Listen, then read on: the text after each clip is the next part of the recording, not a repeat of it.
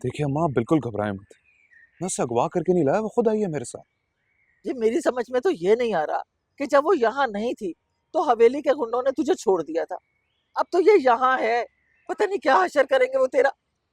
कोई हशर नहीं करेंगे, फिक्र मत करें। मानूर हमारे साथ। उसके साथ होने से क्या होता है? अरे तेरे अब्बा के सवालों के जवाब कौन देगा? उनसे कौन बात करेगा?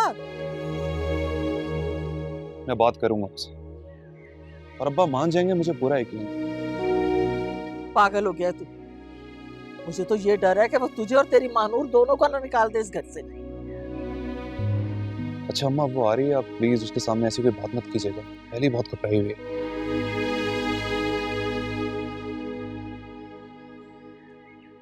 अस्सलाम वालेकुम। वालेकुम अस्सलाम।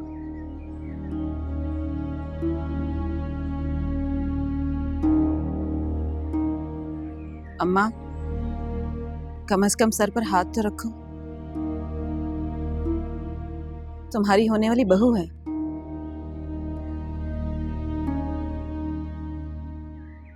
जीती रहो।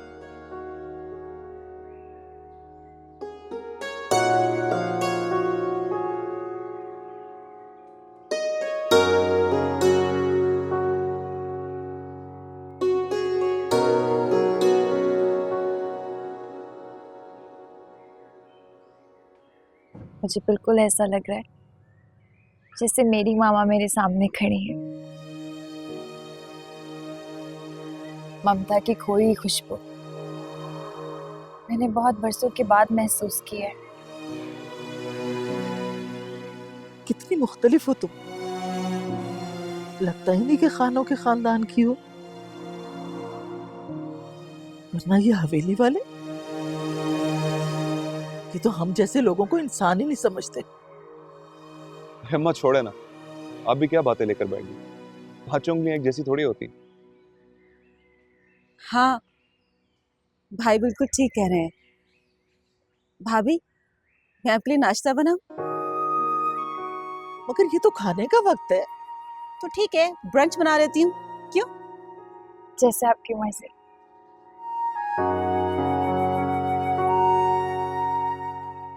ये ब्रंच क्या होता है? जब ब्रेकफास्ट और लंच मिल जाए तो ब्रंच बन जाता है। एक टिकट में 2 मजे। अच्छा, आप इससे बातें करें, मैं फ्रेश होके आता हूँ।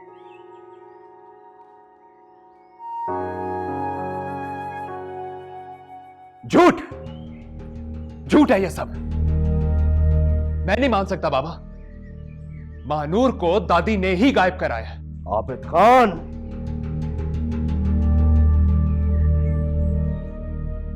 पहले मुझे भी ऐसा ही लगा था, लेकिन फिर मुझे महसूस हुआ कि बीजान ठीक कह रही है। वैसे भी अगर देखने वाली आंख हो ना, तो पता चल जाता है कि सामने वाला सच बोल रहा है या धोखा दे रहा है।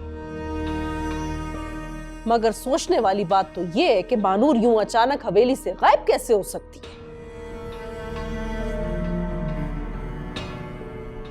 ये बात कुछ अकल में नहीं बैठती। और आज तक वैसे भी हमने कभी मानूर के बारे में कोई उल्टी सीधी बात सुनी ही नहीं है। मैं नहीं मान सकता बाबा। महानूर जब बाहर निकलती थी तो 4-5 गार्ड साये की तरह उसके साथ होते थे।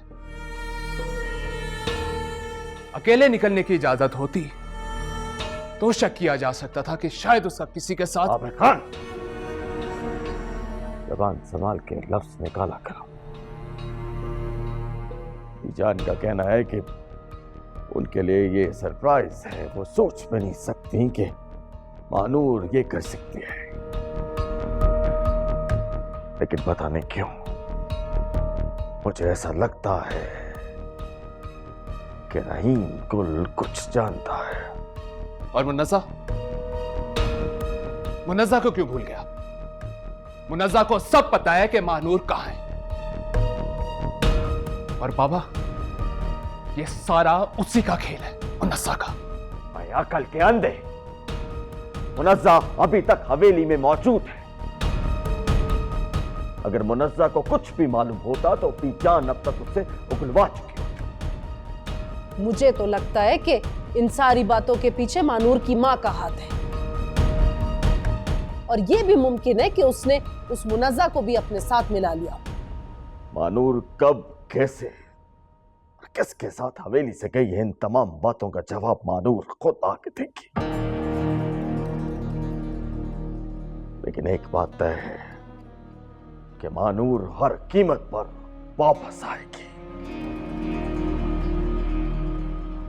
क्योंकि अब ये बीजान की नहीं, वलीद खान की इज्जत और गैरत का सवाल है। आप लोग क्यों नहीं समझ रहे? ये सब ड्रामा है। मानूर को बाबा दादी ने ही गायब कराया ताकि उसकी मेरे साथ शादी ना हो पाए। वो हमें धोखा दे रही है। और मैं आपको एक बात बता दूं बाबा, मैं उनके धोखे में नहीं आऊंगा। मंगेतर थी वो मेरी। आबिद खान,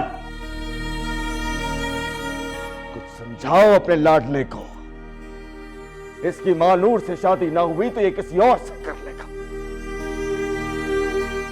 लेकिन अगर आबिद खान की मानूर से शादी ना हुई तो मुझे मेरे बरसों के ख्वाब की ताबीर नहीं मिलेगी,